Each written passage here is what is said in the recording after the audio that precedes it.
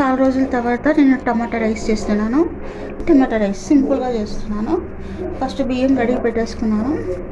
First దీనికి ఏంటంటే first నేను టమాటాని మంచిగా ఇది నూనెలో మంచిగా ఫ్రై చేసేసి ఇది పట్టేస్తాను.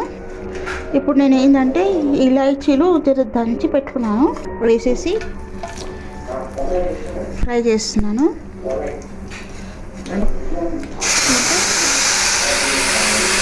టమాటా కూడా వేసేస్తున్నా.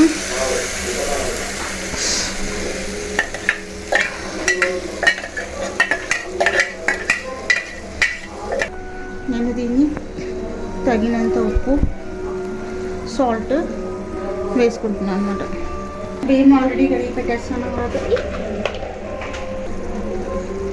మనకు తగినంత ఇంట్లో నీళ్ళు పోసేస్తున్నాను. పోసేసి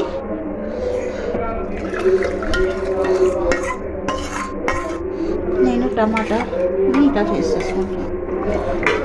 సింపుల్గా మనకు టేస్టీగా టమాటా రైస్,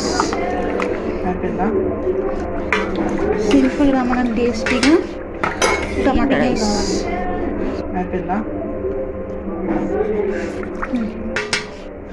ఇది బియ్యం కావాలి.